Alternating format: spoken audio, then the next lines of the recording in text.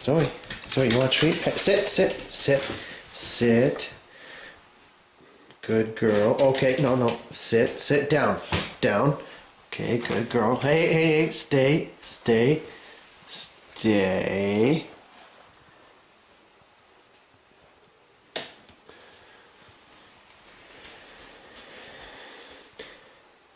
Okay, get it. Good girl. Oh, that's good stuff, eh? Good girl. What I'm going to do today is attempt to explain the history of our wall receptacles in our homes. What you're looking at right now is the oldest setup that we had. I've omitted the step-down transformers off the pole just for simplicity here. What you have to remember, always remember that electrons need a circuit to flow. They want to go back to the place where they originated from, and they want to take the easiest way possible. So just if you can always remember that, then that will help clarify for you why certain things are shock hazards and others are not. So in this system here, we can see the electricity comes from the power plant into your wall receptacle, into your toaster oven, and then goes back. This is alternating current, so it doesn't really matter how we wire these receptacles, one way or another. It doesn't matter how you plug the plug in too. You could plug it in this way, that way. Doesn't matter, right? It's alternating current. There's no polarity here. Also, at this point, the cases are not attached to any of the wires because there's no need for that. If you were to touch one of these wires, you would get a shock, but it would be a capacitive style shock. It would charge your body up capacitively, and it would hurt, but it would not be lethal. Because if you think about it, let's say you touch this wire right here, well, the electrons are coming down here, coming into your toaster oven, and they want to go this way. They really want to just go back to their home, right? Why would they want to go into you?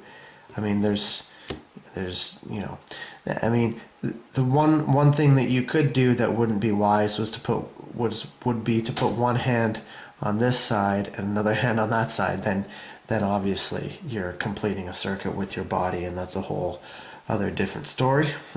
But that's for another video. Now this is a pretty good setup. Main problem here is these two things here: lightning strikes and static electricity. So you got a lot of dust and wind blowing over these wires.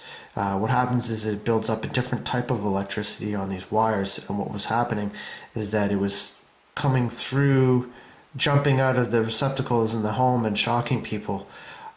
So I mean, that wasn't good. Also, if the lightning ever hit these wires or poles, it would actually come into the house a lot of times. So that was a huge safety issue too.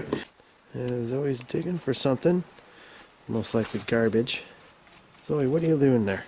What are you doing? You find some garbage? You find some scraps? Want to go back in the house with Daddy? Come on. Zoe, in the house. Come on. Zoe, in the house. Come on, let's go. Good girl. So in order to get rid of that safety issue, what they did is they took one side of the line and they connected it to the ground. This got rid of these previous problems of static electricity and lightning, because now when lightning hits the wires, it has an easy path to the ground that it goes, and it won't go in the house. Same thing for static electricity. It'll just leak into the ground, no problems there. But as soon as they put these, decided to do this, they opened up a whole world of problems. And it all has to do with people, because people have feet that are usually on the ground, and now since one side of these wires is now onto the ground, there's a good possibility you could complete a circuit if you were to touch the hot side, and now the electricity would travel through the hot wire, through you, through the ground, and back up through the neutral and back. So I mean that was a sort of a hazard. Because of this, they renamed the two lines now hot and neutral, but they still had outlets with two prongs that were the same size, so it caused a lot of problems. So we had a direct shock hazard through people now. The way they dealt with these problems is basically just told people, hey, don't touch the hot side. So, I mean, that obviously didn't work out well, because now you have electricians that you know, if somebody wires this up incorrectly, let's say they're not thinking straight that day, then you know, you touch that, and you know, just it introduces a lot of places for error. Appliances became really dangerous because some of the manufacturers would try and connect the neutral side to the case. Well, now if you plug this in the wrong way, which is, of course, you could see that you can, because these prongs are not, they're both the same size. Now you got a case that's energized. You touch that case, you're creating a short circuit through your body, through the ground, and back up to the pole. So a whole slew of problems here. You could see, you know, just that just created a nightmare. There was a lot of shocks through this area, and as a matter of fact, I remember going to a garage sale one time and buying an old guitar amplifier, and this thing was ancient, and I remember plugging that thing in and getting shocked numerous times, and it really depended. I had to make a mark on the plug. I had to put a black dot to know which way was up, so that I knew which way to plug in the amplifier, so I wouldn't get a shock. So a lot of appliances back then were like that.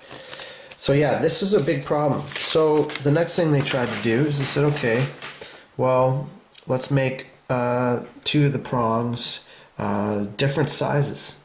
So that's what they did. They made the hot side smaller than the neutral, and now the plugs were polarized, and you couldn't you couldn't plug it in wrong. But that's still a problem, right?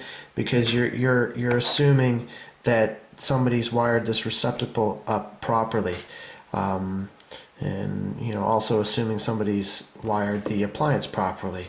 So you could still get shocked fairly easily here, and there's still a lot of potential for error.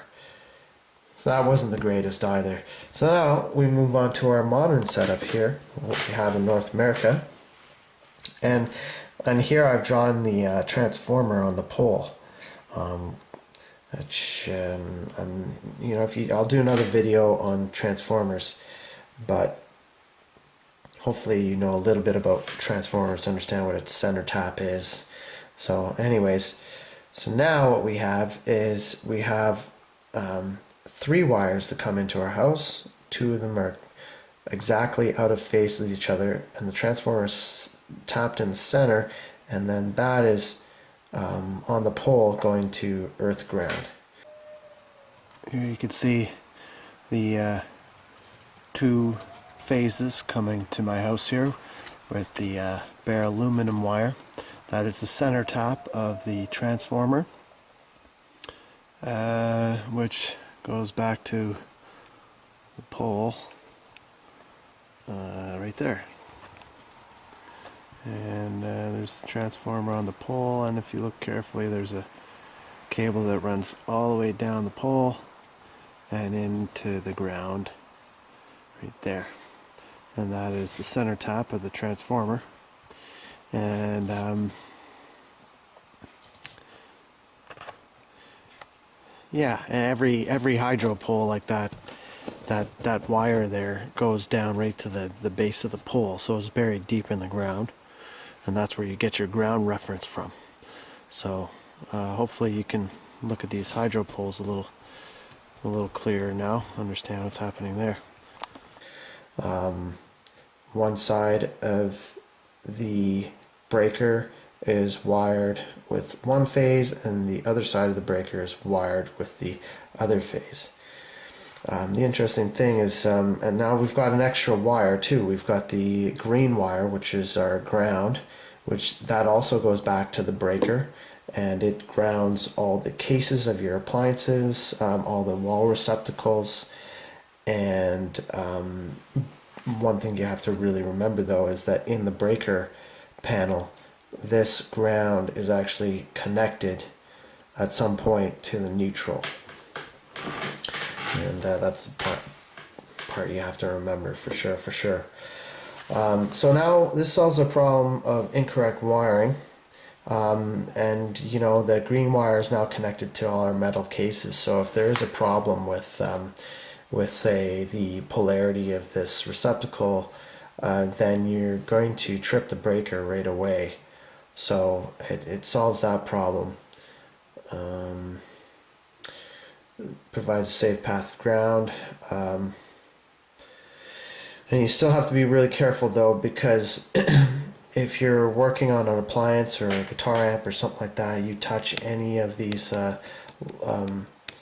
parts of the primary in the appliance, or you know, let's say you're wiring a receptacle, you touch that one of these hot sides, that's going to hurt a lot because you're providing a direct path through you into the ground back up to the center top. Anyways, I hope I did an okay job there of explaining the history of this stuff. It's really hard to find information on this on the internet, so yeah, I hope that helps out, and I'll do some more videos. I'll do another video explaining isolation transformers and the use of isolation transformers, and why they're required, when to use them, and I'll probably do a few videos on oscilloscopes too. But anyways, I hope that helps out. Thanks.